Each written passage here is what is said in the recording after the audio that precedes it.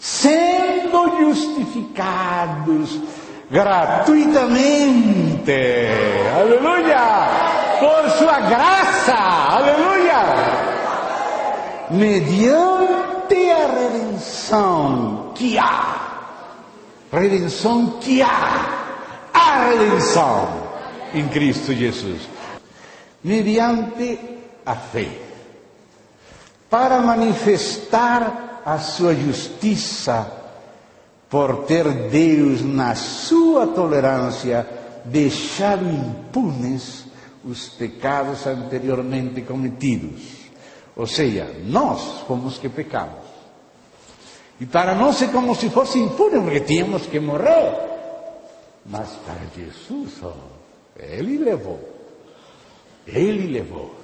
Ontem lembrávamos que Ele nos perdoa, não só por misericórdia, sino porque Ele é fiel e justo.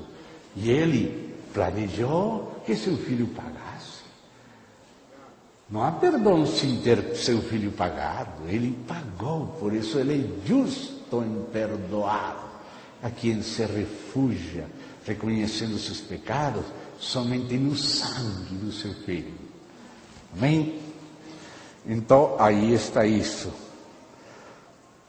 E aí sigue descrevendo a continuação, que não vou ter tempo agora de ler tudo, mas você pode seguir lendo aí tudo o que fala agora da justificação pela fé e das transgressões. Diz no capítulo 4, como uma ideia-chave desse capítulo: bem-aventurados aqueles cujas transgressões são perdoadas, cujos pecados são esquecidos. E aí começa a falar daquela obra de Cristo pelas nossas transgressões. E aí vem nos seguintes capítulos de Romanos. E aí no capítulo 5, ele começa no meio, aí no verso 12, aí começa a falar da situação de Adão e de Cristo. Aí começa a mostrar que em Adão todos fomos constituídos pecadores. E que precisamos nascer de novo em Cristo.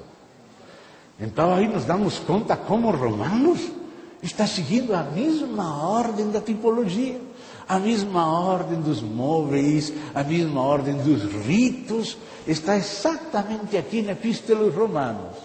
Mas só que agora, quando passamos do capítulo 4 e a metade do 5 para a segunda metade do 5, onde se descreve que nós somos pecadores por constituição, pelo pecado de um homem que pecou, já a natureza humana nesse primeiro já foi vendida ao poder do pecado.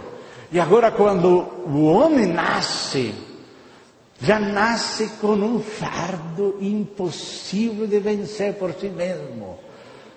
Então agora nos introduz na área do lugar santo, na área de nossa alma. Porque você sabe que o tabernáculo tinha lugar santíssimo, que se corresponde com o nosso espírito. Já vamos chegar no capítulo 8, ao lugar santíssimo. Aí onde está aquela lei do espírito de vida. Mas antes de chegar lá, tem um lugar santo que tem a ver com nossa alma, e um átrio que tem a ver com nosso corpo. Em nossa carne nascimos vendidos.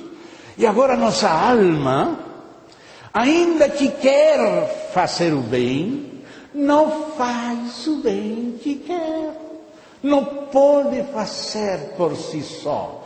Pode colocar toda a sua força da vontade para fazer o bem, sempre vai sair alguma coisa ruim.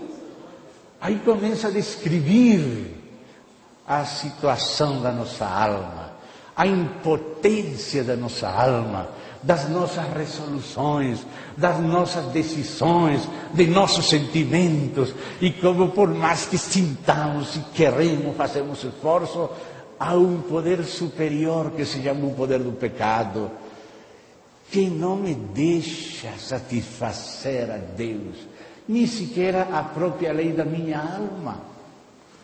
Só que antes disso, de explicar bem isso, aí no capítulo 5 nos mostra a situação da nossa alma, e no capítulo 6,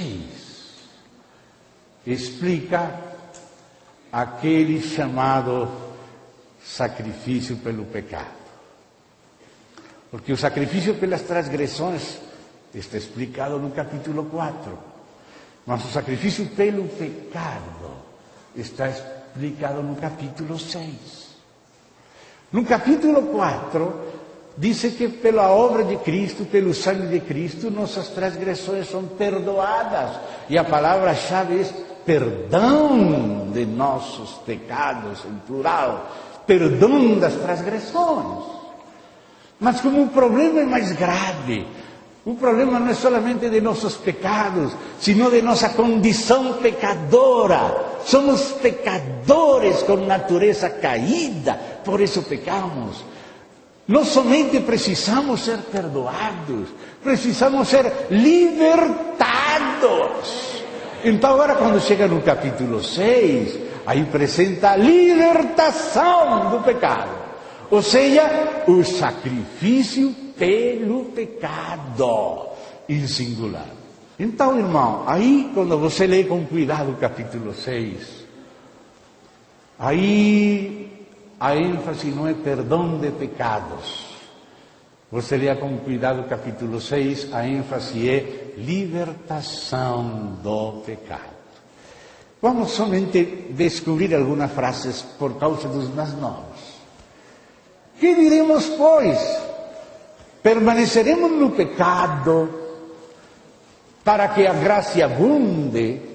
Porque já há perdão de pecado, justificação pela fé, é graça abundante.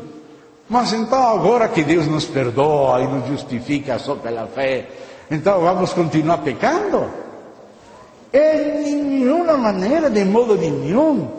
Como viviremos ainda no pecado, agora já é singular, no pecado, nós, os que para Ele morremos. Então aí começa a mostrar que a solução de Deus para o pecador era mais profunda que para os pecados do pecador. Os pecados do pecador tinham que ser perdoados. Isso já foi feito. Mas o pecador mesmo tinha que ser juntamente crucificado com Cristo. E essa foi a solução. O Senhor carregou não somente com nossos pecados, carregou conosco. E nos passou pela sua morte. E nos crucificou juntamente com Ele. E por isso quando ouvimos e cremos, fomos sepultados. Porque o que vão fazer com um morto? Enterrar o morto. Mas Ele ressuscitou para nos fazer novas criaturas. E agora fomos libertados do pecado e por isso podemos nos considerar mortos ao pecado e vivos para Deus em Cristo, porque Ele ressuscitou. Não somente Ele morreu para nos perdoar, Ele morreu para nos crucificar com Ele e ressuscitou para nos ressuscitar com Ele e ascendeu para nos sentar com Ele em lugares celestiais e entrou à destra do Pai para nos esconder com Ele, em Deus. Agora não somente fomos perdoados, fomos crucificados, ressuscitados, sentados com Cristo em lugares celestiais e escondidos com Cristo em Deus. Em Deus, da esfera para fora, todos os ataques não podem penetrar. Chegam aqui por todo lado, por dentro, por cima, por debaixo, mas você está sentado com Cristo sobre todo o poder do diabo, escondido com Cristo em Deus.